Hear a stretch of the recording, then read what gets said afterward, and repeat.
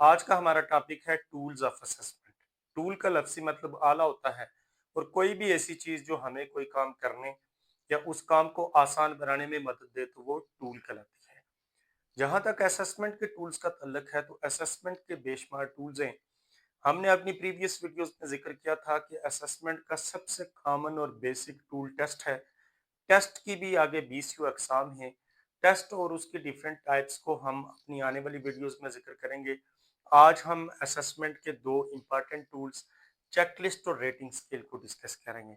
तो सबसे पहले हम चेकलिस्ट को देख लेते हैं। चेकलिस्ट असेसमेंट का एक टूल है जिसमें हम किसी स्पेसिफिक बिहेवियर, स्किल या इंटरेस्ट वगैरह के हवाले से बच्चे में उसकी मौजूदगी या अदम मौजूदगी की जांच करते हैं। हम ये देखते हैं कि बच्चे में वो चीज़ पाई जाती है या नहीं पाई जाती, यानी हम उसकी प्रेजेंस या एब्सेंस की जांच करते हैं।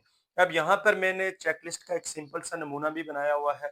ये 1 2 3 4 ये सीरियल नंबर्स हैं और ये जो खाली जगह है यहाँ पर आप बच्चे से डिफरेंट क्वेश्चंस करेंगे। वो उसके बिहेवियर, स्किल या इंटरेस्ट किसी भी हवाले से हो सकते हैं और आगे यहाँ पर बच्चा अपना रिस्पॉन्स देगा। अगर वो चीज़ बच्चे में मौजूद है तो बच्चा टिक का निशान लगा लेगा और अगर मौजूद नहीं है तो वो उसको क्रॉस कर देगा। फॉर एग्जाम्पल यहाँ पर आप बच्चे से पूछ सकते हैं कि is the child interested in painting, यानी क्या बच्चा पेंटिंग में इंटरेस्ट रखता है।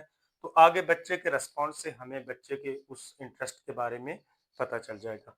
अब चेकलिस्ट के डिफरेंट फॉर्मेट्स यूज होते हैं। इसका जो सबसे कॉमन फॉर्मेट यूज होता है वो यस नो फॉर्मेट है। यानी यहाँ पर आप बच्चे से क्वेश्चन करेंगे और आगे बच्चा यस या नो से उसका रेस्पॉन्स देगा।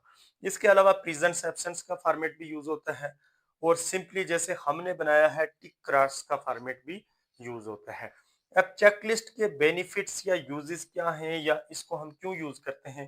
तो नंबर वन, तो इससे हमें बच्चे के डिफरेंट बिहेवियर, स्किल्स या इंटरेस्ट वगैरह के बारे में पता चलता है। हम उनको एक रिकॉर्ड के तौर पर रख सकते हैं। हम बच्चे के उन इंटरेस्ट्स पर काम कर सकते हैं और बच्चे की काउंसलिंग कर सकते हैं। नंबर टू, इसमें टाइम बहुत कम सर्फ होता है। बहुत कम वक्त में हम बच्चे के बिहेवियर और इंटरेस्ट्स वगैरह के बारे में जांच कर लेते हैं। तो ये चेकलिस्ट के बारे में था। इसके बाद दूसरा टूल है रेटिंग स्केल। रेटिंग स्केल भी चेकलिस्ट से मिलता जुलता ही एक टूल है। चेकलिस्ट में तो हम बच्चे के डिफरेंट बिहेवियर्स और इंटरेस्ट्स वगैरह की मौजूदगी या अदम मौजूदगी की जांच करते हैं। लेकिन रेटिंग स्केल में डिफरेंट लेवल्स होते हैं और इसमें हम बच्चे के डिफरेंट इंटरेस्ट्स, हैबिट्स, बिहेवियर्स और पार्टिसिपेशन वगैरह के लेवल को चेक करते हैं। यानी इसमें हम ये देखते हैं कि बच्चे में वो चीज़ किस हद तक या किस लेवल तक पाई जाती है। इसमें बच्चा मुख्तलिफ रेटिंग्स करता है और रेटिंग से हमें पता चलता है कि बच्चे में वो चीज़ किस हद तक पाई जाती है। डेली लाइफ से अगर हम रेटिंग स्केल की एग्जांपल लें तो जब आप किसी बैंक की एटीएम मशीन को यूज करते हैं तो ट्रांजैक्शन के बाद आपने अक्सर देखा होगा कि उसमें आपसे रेटिंग पूछी जाती है कि आपको हमारी सर्विस कैसी लगी है, आप इसको रेट करें।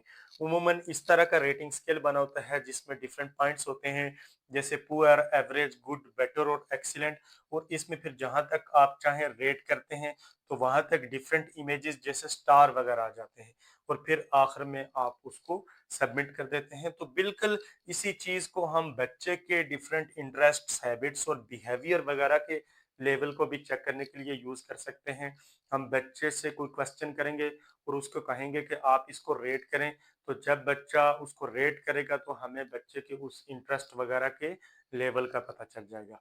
फॉर एग्जाम्पल अगर हम बच्चे से क्वेश्चन करें कि आपको क्रिकेट कितना पसंद है, 1 से 5 तक रेट करें, तो जब बच्चा आंसर देगा तो हमें पता चल जाएगा कि बच्चे को क्रिकेट किस हद तक या किस लेवल तक पसंद है।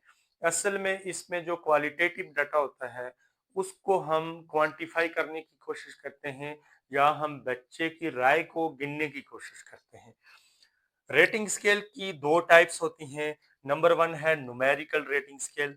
न्यूमेरिकल रेटिंग स्केल में नंबर्स का यूज किया जाता है, जैसे मैंने क्रिकेट वाले क्वेश्चन में एग्जांपल दी, और उमूमन इसमें 1 से 5 तक रेट किया जाता है। दूसरी टाइप है ग्राफिक रेटिंग स्केल।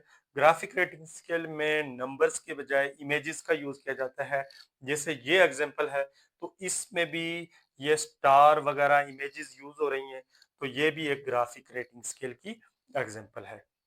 अब रेटिंग स्केल के जो यूजेस या बेनिफिट्स हैं, नंबर वन तो इससे हमें बच्चे के इंटरेस्ट, हैबिट्स और बिहेवियर वगैरह के लेवल का पता चलता है और उसको हम रिकॉर्ड के तौर पर रख सकते हैं और उससे बच्चे की कैरियर काउंसलिंग कर सकते हैं। नंबर टू इसका जो फायदा है, बल्कि वो चेकलिस्ट का भी फायदा है कि इनमें बच्चा मोटिवेट होता है और वो खुशी खुशी अपना फीडबैक या रिस्पॉन्स देता है। अगर हम बच्चे से वैसे क्वेश्चन करें कि आपको क्रिकेट कितना पसंद है, तो वो शायद उस तरह से रिस्पॉन्स ना दे। लेकिन जब इस तरह के टूल्स की मदद से हम बच्चे की राय को जांचने की कोशिश करते हैं, तो बच्चा मोटिवेट होता है और वो खुशी खुशी रिस्पॉन्स देता है और हमें वो मतलूबा रिजल्ट मिल जाता है। तो आज की वीडियो में हमने असेसमेंट के दो टूल्स, चेकलिस्ट और रेटिंग स्केल को डिस्कस किया। मैं उम्मीद करता हूँ कि आपको वीडियो पसंद आई होगी। अल्लाह हाफिज।